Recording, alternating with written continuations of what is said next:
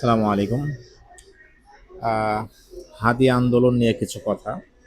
আমি এটা নিয়ে খুব আশাবাদী ছিলাম, বাট বিগত 10-12 ঘন্টায় যা হয়েছে তাতে আমি মোটামুটি এই আন্দোলনটাকে আমাদের ঐতিহাসিক ধারাবাহিকতা একটা ব্যর্থ আন্দোলন হিসেবে দেখতে চাই।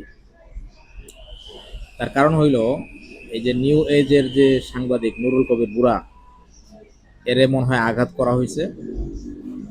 এ তো এখন একটা মেইল করবে ট্রাম্প বরাবর যে আব্বা আমাকে তো মারতেছে, আপনি একটু ব্যবস্থা নেন। ওইখান থেকে হুকুম আসবে সেনাবাহিনী বা পুলিশের কাছে। একটা গেল। দ্বিতীয় হইল, এই যে ডেইলি স্টারের লুটপাট হইল, এটা তো একটা আওয়ামী স্টাইলের লুটপাট হয়েছে, অফিসের ল্যাপটপ ট্যাপটপ নিয়ে যেতেছে। তো এরা তো এগুলোকে আন্তর্জাতিক মহলে, মানে এগুলোকে অ্যাড্রেস করবে, এবং এই যে আন্দোলন, পুরা আন্দোলনটাকেই বিচ্ছিন্নতাবাদী বা হচ্ছে জঙ্গি কর্মকাণ্ড হিসেবে এরা দেখানোর চেষ্টা করবে। দেখেন, আমাদের আন্দোলনগুলি ব্যর্থ হয় কেন? এগুলো হচ্ছে আবেগ সর্বস্ব, বক্তৃতা সর্বস্ব। এইগুলোর কোনো স্ট্র্যাটেজিক প্ল্যান নাই। এই মুহূর্তে আমাদের কি দরকার ছিল, আমি যে বিষয়টা বারবার বলে আসছি, যে আমাদের রাস্তায় থাকতে হবে, কিন্তু একই সাথে কোনো ধরনের নৈরাজ্য যেন সৃষ্টি না হয় এ ব্যাপারে আমাদের সতর্ক থাকতে হবে। এমনও হইতে পারে এই অফিসে যারা আগুন লাগাইছে বা হচ্ছে যে যারা ইন্ডিয়ান এম্বাসিতে হামলা করছে, এরা সবাই রয়্যাল লোক, এটাও হইতে পারে। আমাদেরকে একটা জঙ্গি রাষ্ট্র হিসেবে দেখানো এদের উদ্দেশ্য, এবং সেই উদ্দেশ্যটা সফল হইতেছে। তো দেখেন, আমরা কিন্তু একই গেম খেলে আসছি।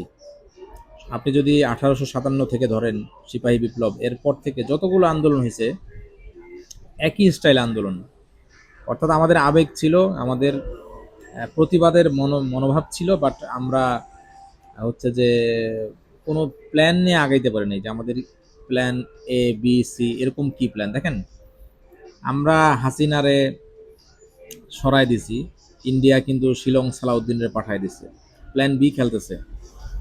কিন্তু আমরা একই প্ল্যানে আগাইতেছি। এই যে দেখেন, থানায় লুটপাট হইলো, অস্ত্র চুরি হইলো, এগুলো তো সাধারণ কোনো মানুষ করে নাই, ছাত্ররা করে নাই, এগুলো চোর ছেচরারা করছে। তো এরাই আবার এই ডেইলি স্টারের অফিস ভাঙিয়া ল্যাপটপ ট্যাপটপ নিয়ে গেল। এরপরে আপনি দেখেন, বাটা হামলা হইল ইসরায়েলের নামে, সেখান থেকে জুতা লুটপাট করে নিয়ে গেল।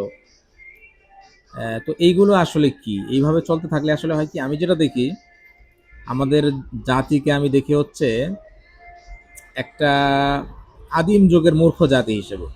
আমার কথা হয়তো অনেকের খারাপ লাগবে, নিতে পারবেন না, বাট এটাই সত্য। কিরকম, ব্রিটিশরা যখন আমেরিকা, আজকের ইউনাইটেড স্টেটস অফ আমেরিকাতে যারা, তারা যখন প্রথম কলোনি করে, তখন সেখানকার মানুষ ছিল খুবই পৃথিবী থেকে বিচ্ছিন্ন, তাদের কাছে কোনো অস্ত্র ছিল না। জেমস টাউনের ভার্জিনিয়াতে প্রথম কলোনি করে। তো ব্রিটিশরা তাদেরকে হত্যা করে গণহারে, কারণ তারা মানব সভ্যতা থেকে অনেক দূরে ছিল, তাদের কাছে কোনো আধুনিক অস্ত্র ছিল না। তো আমাদের যে আন্দোলনটা, এমনভাবে আমরা আন্দোলনটা করি যে আমরাই আমাদের আন্দোলনগুলোকে নষ্ট করি। একটা শিক্ষিত দুষ্টের চক্রের বিরুদ্ধে, শয়তানের বিরুদ্ধে আন্দোলন করতে গেলে কিন্তু আপনাকে ঠান্ডা মাথায় করতে হবে। আমরা একই গেম খেলে যেতেছি, এই একটু জ্বালাও পোড়াও করি, ভাঙচুর করি, শেষ। একদিন পরে আবেগ শেষ, কাজে চলে যাই, ব্যস্ত হয়ে যাই। তখন এই যে আমাদের 1-2 দিনের যা জ্বালাও জ্বালাও পোড়াও হইল, এটাকে পুঁজি করে মিডিয়াতে আমাদের বিরুদ্ধে বয়ান তৈরি হয়, আমরা মব করছি, এটা করছি, সেটা করছি। আপনি দেখেন, হেফাজতের বিষয়টা দেখেন, প্রত্যেকটা আন্দোলন কিভাবে ব্যর্থ হয়েছে এগুলোকে একটু হিসাব করে হিসাব মিলায় দেখেন। হেফাজতের দিন সারা দিন বয়ান দিল বড় বড় বক্তারা, মামুনুল হক ছিল, যে আমরা হাসিনাকে কালকে রাত্রে, আজকে রাত্রে পতন করে দিব, হাসিনাকে ফালাই দিব, কে মন্ত্রী হবে, কে প্রধানমন্ত্রী হবে, এগুলিও ঘোষণা দিয়ে ফেলাইছে। হাসিনা কি করলো, আহমদ শফি সাহেবকে আসতে দিল না লালবাগ মাদ্রাসা থেকে, তাকে ওখানে আটকায় রাখা হইলো, এবং রাতে সে জেনোসাইড করলো, গণহত্যা করলো। যদি বিকালে মোনাজাত দিয়ে দেওয়া যেত, তাহলে রাত্রে কিন্তু মানুষ মরে না। আর আমাদের নেতারা, জোনায়েদ আল হাবিব ভাষণ দিয়া, উনি কিন্তু ওই দিন রাতেই লন্ডনের ফ্লাইট ধরলেন। গণহত্যা যে হবে উনি এটা বুঝতে পারছেন, উনি কিন্তু চলে গেছেন। তো আজও পর্যন্ত আমরা জানিও না কতজন মানুষ শহীদ হয়েছে। হেফাজত এইটুকু করতে পারে নাই যে তার শহীদদের কোনো তালিকাও করতে পারে না। এই হচ্ছে নেতৃত্বের ব্যর্থতা। তো আমাদের যে 200 বছর বা 250 বছরের আজাদির লড়াই, এই প্রত্যেকটা আন্দোলন, আপনি রেশমি রুমাল দেখেন, ব্যর্থ হয়ে গেছে। প্রত্যেকটা আন্দোলন যে ব্যর্থ হয়েছে এর বড় কারণ হলো আমাদের স্ট্র্যাটেজিক প্ল্যান ছিল না, বা প্ল্যান থাকলেও প্ল্যান সম্পর্কে তারা জেনে গেছে। তো আজকের আন্দোলন তো হওয়া উচিত ছিল মেইনলি, দেখেন আমাদের সমস্যা অনেক।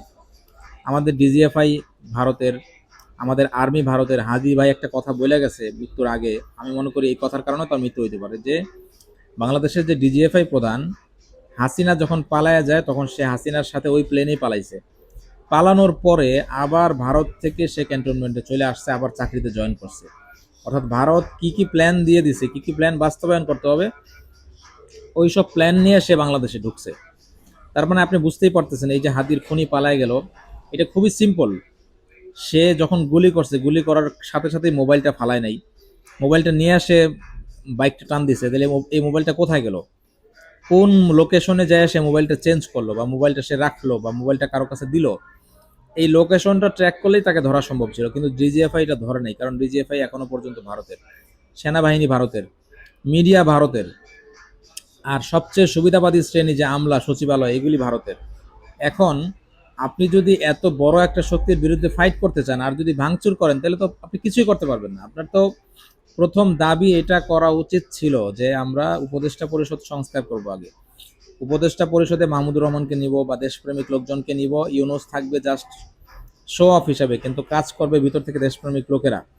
এবং আন্দোলনকারীরা যা যা মানে আপনার কি বলে, যা যা এজেন্ডা দিবে সেটা বাস্তবায়ন হবে নির্দিষ্টভাবে। আপনি কোন কোন মিডিয়া, মোটামুটি আমার দেশ ছাড়া সব মিডিয়াই হাসিনার মিডিয়া, প্রত্যেকটা মিডিয়ার কাছে আপনি চিঠি পাঠান যে আপনারা টকশোতে এই যে বাবরি জাহিদ, মাসুদ কামাল,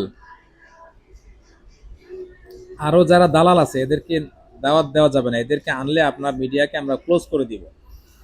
এইরকম একটা বুদ্ধিবৃত্তিক আন্দোলন করা উচিত ছিল। এবং এই আন্দোলনের মধ্যে মাহমুদুর রহমান সহ যারা দেশপ্রেমিক সিনিয়র সাংবাদিক আছে বা হচ্ছে সিনিয়র বুদ্ধিজীবী আছে, এদেরকে অ্যাড করা, এদের থেকে পরামর্শ নিয়ে আন্দোলন করা। কেউ যদি পুলিশের উপর আক্রমণ করতে চায় বা কোনো ধ্বংসযজ্ঞ চালাইতে চায়, তাকে আন্দোলনকারীরা নিজেরা তাকে ঠেকানো উচিত। ঠিক আছে, তো এইগুলো না করার কারণে মোটামুটি আন্দোলন যেটা হইতেছিল, মানে একটা ভ্যাকিউম তৈরি হইতেছিল। হাদির দেশপ্রেমিক, হাদির মৃত্যুর কারণে আমরা সবাই শোকাহত। তো এইটাকে মোটামুটি আমরা বেহাত করে ফেলছি। এখনো সময় আছে, আমি মনে করি এইসব বিষয়ে সতর্ক হয়ে একটা বিষয় স্পেসিফিক প্রথম দাবি নেওয়া উচিত, যে উপদেষ্টা পরিষদের সংস্কার। উপদেষ্টা পরিষদ সংস্কার হওয়ার পরে আপনি রাষ্ট্রপতিরে চেক করেন, আপনি ওয়াকারে চেক করেন, আপনি ডিজিএফআই, আর্মি, পুলিশ সবগুলি থেকে ভারতীয় এজেন্টগুলিরে জেলে ভরেন। তারপরে আপনি যখন, আপনার পুলিশ যখন ঠিক হয়ে যাবে, আপনার আর্মি যখন ঠিক হয়ে যাবে, তখন আপনি 32ও ভাঙতে পারবেন, আপনি ডেলি স্টারও ভাঙতে পারবেন, মাটির সাথে মিশাই দিতে পারবেন, কিচ্ছু বলবে না কেউ। কিন্তু আপনার তো ভাই, মানে আমার বাবা একটা কথা বলতেন যে সারেগামা নাই, মানে কোনো ঠিক কোনো তাল নাই। তো এইভাবে যদি আমরা আন্দোলন করি তাহলে আবারও একটা ব্যর্থ আন্দোলনই হবে, জিল্লতি এগেইন কন্টিনিউ হবে। ঠিক আছে, তো এই জন্য মাথা ঠান্ডা রেখে আমি মনে করি যে ওরা যেমন ঠান্ডা মাথায় আমার ভাইকে খুন করছে, খুন করে ঠান্ডা মাথায় পালায় গেছে, আমাদেরও ঠান্ডা মাথায় আমাদের জাতীয় স্বার্থগুলো হাসিল করতে হবে। হাদির স্বপ্ন আমাদেরকে ঠান্ডা মাথায় বাস্তবায়ন করতে হবে। সবাই মাথা ঠান্ডা রাখবেন, সতর্ক থাকবেন, প্ল্যান করে কাগজে লিখে আন্দোলন করবেন। আন্দোলনটা ধাপে ধাপে সাজান। প্রথম ভারতের বিরুদ্ধে হুঙ্কার দেওয়ার আপনার কোনো দরকার নেই। আপনি উপদেষ্টা পরিষদ ঠিক করেন, আপনি চায়নার সাথে নিরাপত্তা চুক্তি করেন, তারপরে ভারতের হুঙ্কার দেন। এই যে হাসানাত যে হুঙ্কারটা দিচ্ছে, এটাও সে অল্প বয়স্ক তরুণ, তার অনেক অবদান আছে আমি মানি, কিন্তু এই হুঙ্কারগুলি না দিয়ে এই যে প্ল্যানটা আছে যে চিকেন নেকের, মানে আপনি সেভেন সিস্টারের আপনি সহযোগিতা করবেন, আপনি নিজেকে একটু শক্তিশালী করে পরে সহযোগিতা করেন, অসুবিধা নাই। কিন্তু সবকিছু যদি আপনি, মানে আপনি কি করতে চান সবকিছুই যদি আপনি ঘোষণা দিয়ে ফাঁস করে দেন, তাহলে তো আপনি সফল হবেন না। আরবিতে একটা প্রবাদ আছে, মান কাতামা সিররাহু বালাগা মারামাহু বা মুরাদাহু, যে তার প্ল্যানকে গোপন রাখে সে সফল হইতে পারে। ভারত তো হাসিনার পরে সে কি প্ল্যান করছে এগুলো তো আমরা জানি না, কিন্তু সে তো বাস্তবায়ন করে যাচ্ছে একটার পর একটা। তো এই জন্য আমি মনে করি যে সতর্ক হয়ে পা ফেলতে হবে, সতর্কতার কোনো বিকল্প নাই। ভালো থাকবেন, আল্লাহ হাফেজ।